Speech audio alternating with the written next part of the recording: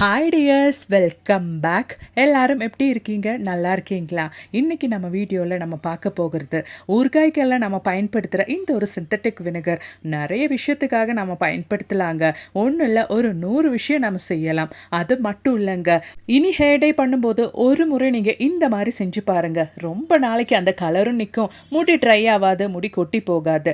அது மட்டும் இல்லைங்க, கிராஜுவலாக நேச்சுரலாகவே உங்கள் முடி கருப்பாகவும் மாறும். அப்போ நமக்கு டைம் வேஸ்ட் பண்ணாமல் நேராக வீடியோக்குள்ளே போயிடலாம். வீடியோ பிடிச்சிருந்தா மறக்காம ஒன்று லைக் பண்ணுங்கள் ஃப்ரெண்ட்ஸ். அப்போ நமக்கு நம்மளோடது முதல் டிப் ஒன்று பார்த்துடலாங்க.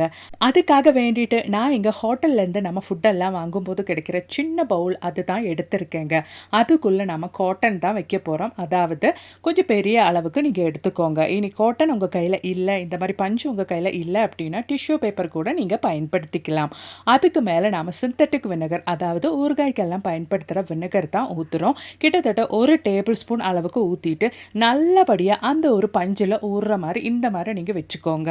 அப்போ தான் கரெக்டாக இருக்கும். நல்லபடியாக அந்த விnegaரோட ஸ்மெல்லு வர்றதுக்காக வேண்டி தான் நம்ம பஞ்சு வச்சுருக்கிறோம். ரொம்ப நாளைக்கு அந்த ஸ்மெல்லும் நீடிக்குங்க. இப்போ நமக்கு அந்த ஸ்மெல்லு வெளியில் வரணும் அப்படின்றதுக்காக வேண்டிட்டு அந்த மூடிக்கு மேலே நம்ம குட்டி குட்டியாக ஹோல்ஸ் போட்டு கொடுத்துடலாம். அதுக்காக வேண்டிட்டு நைஃபு, சூஜி எது வேணாலும் நம்ம பயன்படுத்திக்கலாம். நான் இங்கே சூஜி தாங்க நல்லா ஒன்று ஹீட் பண்ணிவிட்டு இந்த மாதிரி ஹோல்ஸ் போட்டு விடுறேன். அதனாலே நமக்கு அந்த ஸ்மெல்லும் நல்லபடியாக வெளியில் வரும். இந்த ஒரு சிந்தட்டிக் விnegaரோட ஸ்மெல்லு அரிசியில் இருக்கிற வண்டு, செல்லு, புழு, பூச்சி எதுக்குமே பிடிக்காத ஒரு விஷயம். நம்ம வீட்டில் மாதக்கணக்காக நம்ம ஸ்டோர் பண்ணி வைக்கிற அரிசி, பருப்பு எதுவாக இருந்தாலும் இந்த மாதிரி ஒரு பாக்ஸை நீங்கள் ரெடி பண்ணி வச்சுட்டிங்கன்னா வருஷக்கணக்காக ஆனாலும் அரிசியில் ஒரு வண்டு கூட ஏறாதுங்க. ரொம்பவே பயனுள்ள ஒரு டிப்பு. கண்டிப்பாக ட்ரை பண்ணி பாருங்கள் ஃப்ரெண்ட்ஸ். பிடிச்சிருந்தா மறக்காம ஒன்று லைக் பண்ணுங்கள். அப்போ இனி நமக்கு நம்மளோடது அடுத்த டிப் ஒன்று பார்த்துடலாங்க. நான் இங்கே டீ வைக்கிற பாத்திரம் தாங்க எடுத்திருக்கேன். நம்ம டீ வைக்கும்போது பாலெல்லாம் கொதித்து சிந்தி அந்த ஒரு பாத்திரத்துக்கு பின்னாடி நல்லபடியாக கரையாயிட்ருக்கு. நாம் எப்படி தான் கழுவினாலும் இது அப்படியே தாங்க இருக்கும். இந்த மாதிரி இருக்கிற பாத்திரம்லாம் நொடியில் கை வலிக்காமல் நம்ம எப்படி சிந்தட்டிக் விnegar யூஸ் பண்ணி க்ளீன் பண்ணலாம் அப்படின்றத பார்த்துடலாம். அதுக்காக வேண்டிட்டு கொஞ்சம் உப்பு தாங்க நான் போட்டிருக்கேன். அதோடவே நம்ம கொஞ்சம் சிந்தட்டிக் விnegar ஊற்றிடலாம். நமக்கு ஒரு மூடி அளவுக்கு போதும், அதனால தான் நான் மூடியில் எடுத்தேன். இப்போ அந்த உப்பும் சிந்தட்டிக் விnegaரும் நல்லா ஒன்று மிக்ஸ் பண்ணிவிட்டு, அதாவது அந்த துருக்கரை இருக்கிற இடத்துக்கு நல்லா ஒன்று மிக்ஸ் பண்ணி விட்டுட்டு நம்ம ஜஸ்ட் ஒன்று தேய்ச்சி விட்டுடலாம். அவ்வளோதான்.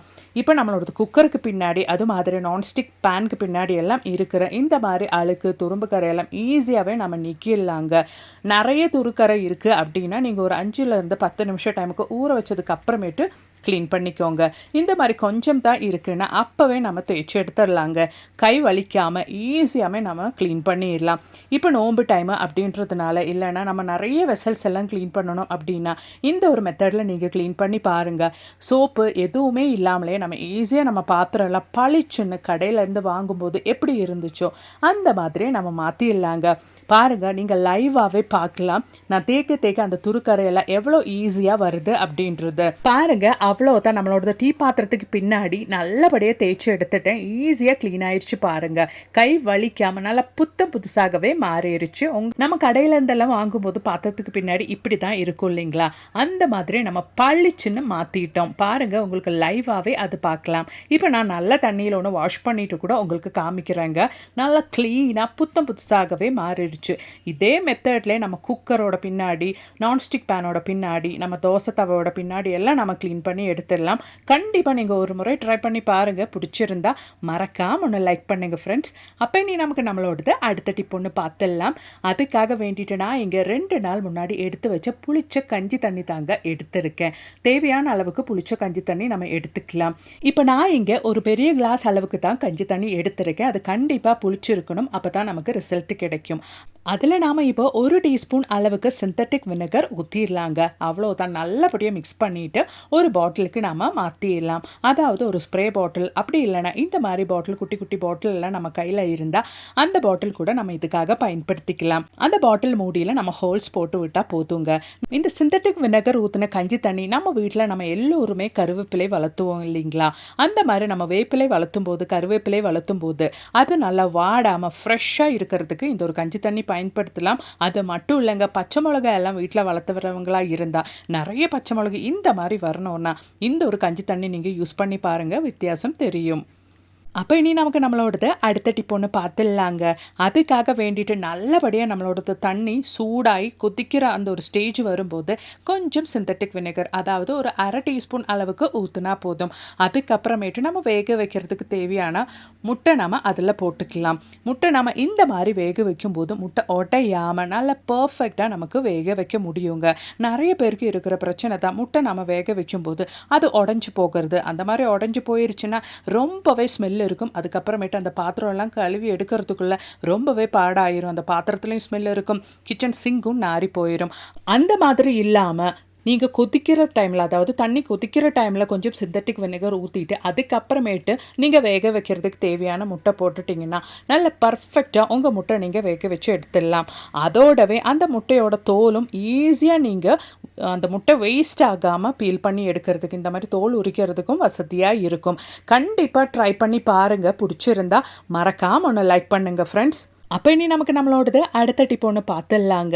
நீங்கள் தம்ப்நெயில்ல பார்த்தது மாதிரி கொஞ்சம் முடி நரைச்சி போனாலே இன்றைய காலத்தில் எல்லோருமே செய்கிற ஒரு விஷயம் தான் கடையிலேருந்து கண்ட கெமிக்கல்ஸ் எல்லாம் வாங்கி தலையில் அப்ளை பண்ணுறது அப்படின்றது. அந்த மாதிரி அப்ளை பண்ணி அதுக்கப்புறமேட்டு கொஞ்சமாக நரைச்சிருந்த முடி தலை முழுவதும் நிறைக்கிற ஒரு நிலைமைக்கு தான் மாறிடும். அந்த மாதிரி இல்லாமல் இனி ஹேர் டே பண்ணும்போது இப்படி ஒரு முறை செஞ்சு பாருங்கள் ஃப்ரெண்ட்ஸ். அப்போ வாங்க நம்ம அந்த ஹேர் டே எப்படி செய்கிறோம் அப்படின்றத பார்த்துடலாம். அதுக்காக வேண்டிட்டு சின்ன ஒரு கைப்பிடி அளவுக்கு மல்லி இலை தான் நான் இங்கே எடுத்திருக்கேன். அதோடவே நமக்கு கொஞ்சம் கருவேப்பிலை கூட தேவை.